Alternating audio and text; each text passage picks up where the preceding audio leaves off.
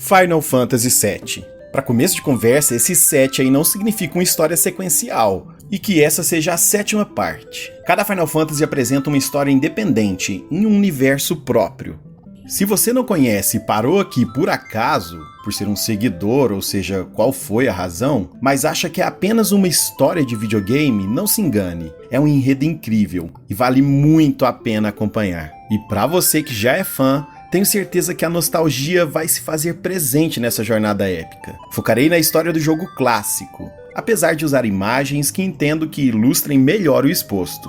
Portanto, fiquem avisados. Antes, vamos entender um pouco do contexto. Quero deixar claro que as coisas ocultas serão reveladas à medida que avançamos na história. Então, toda reviravolta que porventura você já conhece será apresentada no momento certo. Gaia, o planeta em que a história se desenvolve, é muito semelhante ao nosso. Céu azul, humanos como seres dotados de inteligência, natureza e tecnologia vivendo lado a lado. Porém, a tecnologia é fruto da exploração de uma matéria-prima vital para o planeta, chamada de Lifestream. A empresa Shinra descobriu como explorar essa matéria, condensando-a e obtendo uma energia chamada Mako. E isso trouxe progresso e avanço para a humanidade. Por todo o planeta, as indústrias construíram reatores para extrair e processar a Lifestream, mas isso cobrou seu preço. Uma espécie de contaminação radioativa afetou o ambiente, matando a vegetação, causando mutações na fauna, criando monstruosidades. É claro que muita gente não gostou disso, mas, para garantir sua hegemonia,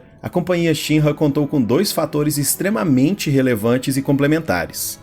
Primeiro, descobriu que em alguns lugares, a energia Mako naturalmente se cristalizava em matérias, como foram denominadas. Na posse delas, era possível realizar proezas, dominando a natureza, aumentando as habilidades naturais, velocidade, força, vitalidade, entre outras coisas. Já seria algo que desnivelaria qualquer guerra contra opositores. Os cientistas da empresa replicaram o achado, criando matérias artificiais. Some-se a isso que a Shinra usou a Mako para infundir em pessoas, através de experiências para criar super soldados. Acrescentou ainda algum toque à mutação genética. E no final, pode-se dizer que a empreitada foi um sucesso. Esses soldados eram mais fortes e mais rápidos que qualquer pessoa comum, sobre-humanos, e foram sendo desenvolvidos nesse projeto secreto, a ponto que alguns se destacaram, e poucos mais que qualquer um, e foram divididos em 3 classes, de forma decrescente, conforme suas habilidades avançavam.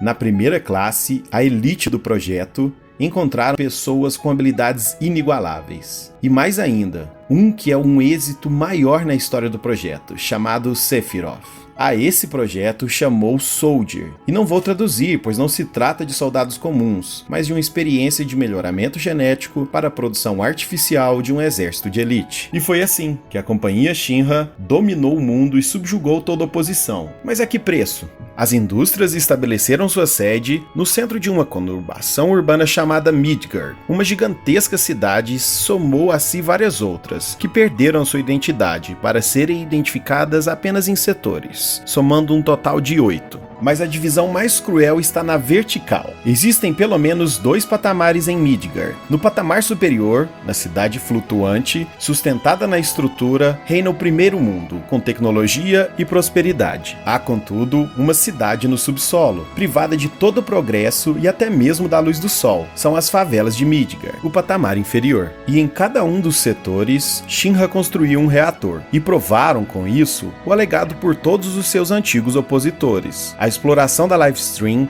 está matando o planeta. Ao redor da cidade de Midgard, nada floresce por muitos quilômetros. Isso reacendeu a chama de um grupo que entendia que deveria lutar pelo planeta, chamado Avalanche. Tifa Lockhart, integrante do grupo, encontrou pelas favelas da cidade um amigo que nunca mais viu, nunca mais teve notícias, e que mal sabia se as teria algum dia. Esse amigo estava confuso e escanteado. Tendo cuidado dele, notou que seus olhos tinham aquele brilho característico de alguém exposto e infundido com a energia Mako. um soldier. Cloud, que se recuperava, recobrou um pouco da memória. Ele tinha desertado o projeto e não trabalhava mais para Shinra, nem nutria qualquer gratidão ou apreço pelos antigos empregadores. Tifa viu nessa história uma oportunidade. Ela era dona de um bar na favela do Setor 7, mas secretamente fazia parte do grupo ecoterrorista Avalanche. Ela ofereceu um trabalho para Cloud, que precisaria do dinheiro para começar sua vida. Tudo o que tinha a fazer era participar de um plano mais ousado da Avalanche até então: destruir os reatores Mako dentro da própria Midgar.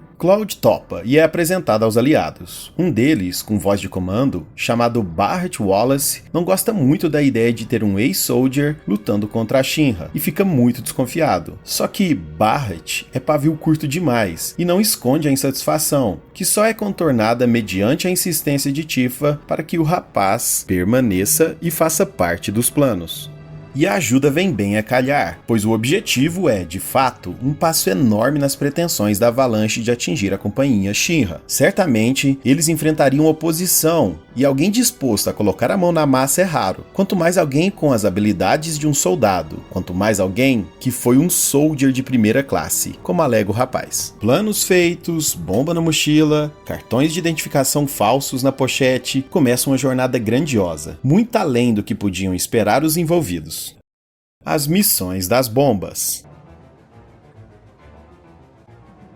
O alvo é o reator do Setor 1. Infiltrados em um trem, chegam pela estação. Cloud, acompanhado de Jesse, Biggs, Wedge e Barrett, não tem problemas em lidar com os guardas, mecanismos de defesa e segurança. No caminho, Barrett fica falando sobre o quanto é importante a missão de salvar o planeta, que morre por causa da empresa e tal, mas Cloud liga o foda-se bonito, caga pra isso. Quer começar a vida e precisa de dinheiro, e o que sabe fazer é descer porrada, hein? Então tá ali por causa disso. E ele pôde provar que realmente é bom de pancada, abrindo caminho até o reator. E aqui as coisas ficam interessantemente misteriosas. Antes de chegar até o local da bomba, nos trilhos que levam à plataforma, Cloud tem um trem na cabeça que faz ele ouvir uma voz que diz: "Cuidado, esse não é um reator comum." Essa hesitação faz Barrett aumentar ainda mais as suspeitas quanto ao desinteressado mercenário. Ainda mais quando, tendo implantada a bomba, um mecanismo de defesa é acionado. Trata-se de uma máquina, o Sentinela Escorpião. É claro que Barrett acusa Cloud de traidor, supondo que ele tem parte com o inimigo. Mas a entrega e desempenho de Cloud no combate afastam temporariamente a suspeita. Tendo eliminado o oponente e perdendo um tempo precioso no processo, eles correm para fugir, antes que a bomba, com tempo programado, exploda. Missão concluída com sucesso, o reator é explodido. E eles precisam fugir por passagens em túneis e esgotos e chegar até o Setor 8. Dali, o plano é embarcar no trem que os levaria de volta ao Setor 7. Para não levantar suspeitas, eles decidem seguir caminhos separados. O lugar está caótico. A explosão no Setor 1 fez com que a rua se enchesse de soldados, e as pessoas comentam que muita gente morreu com a explosão. E no meio da correria, Cloud depara-se com uma vendedora de flores muito simpática, confusa com a baderna nas ruas. Cloud, mediante insistência da mesma, compra uma das flores que ela vendia, e ela deixa ele seguir em paz. Rumo à estação, Cloud depara-se com muitos guardas cercando o caminho. Decide mudar o trajeto, mas ele não notou que já tinha sido descoberto e é emboscado. Encurralado, ele, ex-soldier de primeira classe, não tem muitas dificuldades em diminuir os números dos soldados. Porém, eles são realmente muitos. Por sorte, Cloud ouve o trem que ele deveria pegar vindo. E, com a destreza e potência própria de um super soldado, salta sobre o trem para conseguir fugir. Lá dentro, o pessoal da Avalanche, que já estava meio desiludido, comemora a chegada triunfal do mercenário, e o trem os leva de volta ao Setor 7.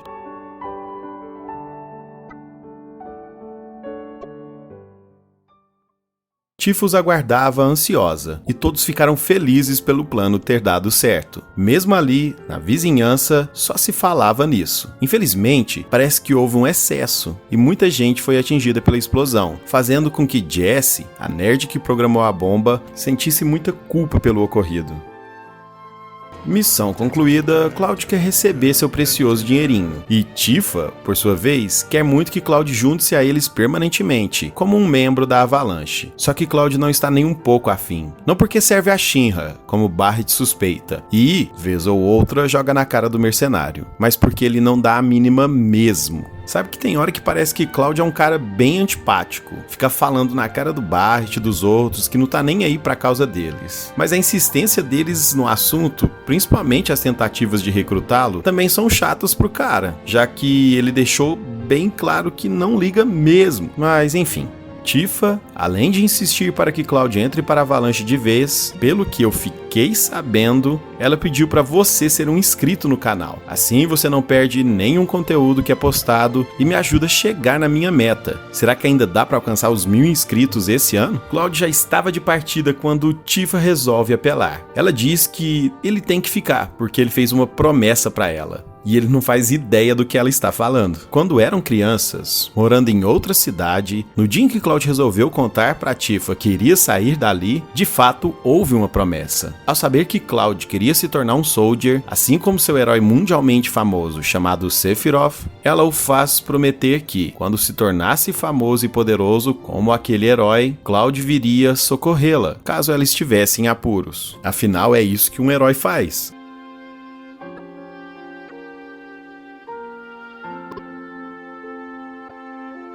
Mas Cloud, malandrão, diz que não precisa cumprir a promessa, uma vez que a condição é que ele se tornasse famoso, o que não aconteceu. Apesar de alguns Soldiers serem verdadeiramente celebridades, tendo até fã-clube, outros são mantidos no anonimato. É possível que Cloud seja um desses. Tifa suplica, por estar agora em apuros. A explosão do Reator 1 tornaria as próximas missões muito mais difíceis. Barret interrompe a conversa para pagar Cloud, que meio que debocha do valor, irritando Barret ainda mais.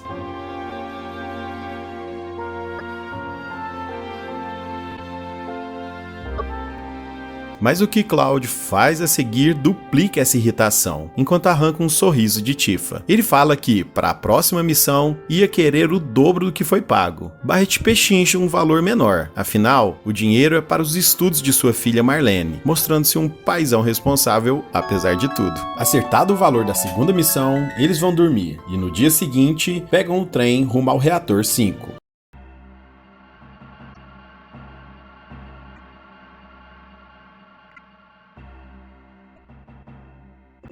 Só que dessa vez, assim como cogitado, as coisas se complicariam. O cartão de identificação falso dá problema, obrigando-os a improvisar e forçando-os a pular bem antes do previsto, com a ajuda de membros da Avalanche disfarçados dentro do trem. A segurança foi reforçada por todo lado, como era de se esperar, e as passagens estão seladas, obrigando Tifa, Cloud e Barret a se aventurarem pelos túneis, até que chegam ao caminho do reator.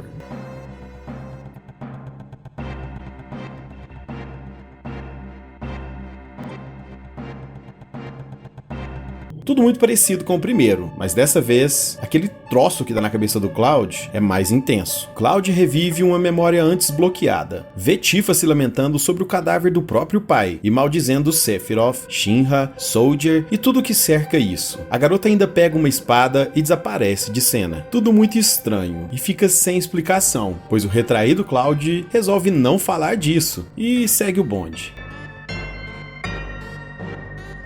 Implanta a bomba e eles fogem dali, claro, com a segurança da Shinra reforçada, sempre tendo que improvisar. Mas merda acontece, e muito. Como se já fossem esperados, são encurralados por muitos guardas, e o próprio presidente Shinra dá as caras. Muita confiança ou estupidez? No remake, só uma projeção holográfica aparece. E eu acho que faria mais sentido. Afinal, o homem mais poderoso e importante, cujo nome é dado à própria companhia, não ia arriscar a pele assim. E ele é um sujeito muito tirado e arrogante. Faz pouco caso da Avalanche. Mas o interessante dessa conversa é que ele parece validar a alegação de Cloud ser um Soldier, apesar de não se lembrar propriamente dele, por uma boa razão. O padrão para chamar a atenção do presidente é Sephiroth. E aí nivela muito por alto.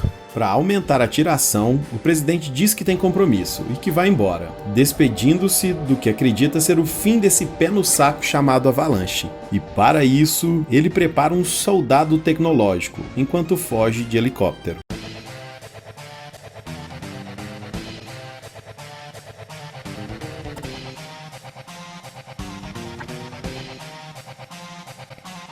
A luta se dá em uma ponte, e com a colaboração dos três, a segunda máquina é destruída. Porém, a explosão que ela causa abre uma cratera que deixa Cloud pendurado. O tempo está acabando, e a qualquer hora, tudo iria explodir.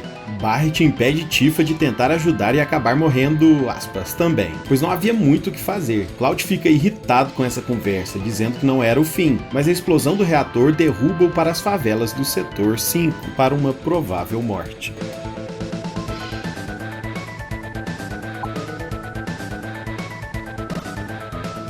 E assim termina nosso primeiro vídeo da série Final Fantasy VII. Espero muito mesmo que vocês gostem. Compartilhe com os amigos que já jogaram. Assim, se eu vir que o retorno de vocês é bom, dou sequência o mais rápido possível. Não se esqueça de deixar o like e até a próxima.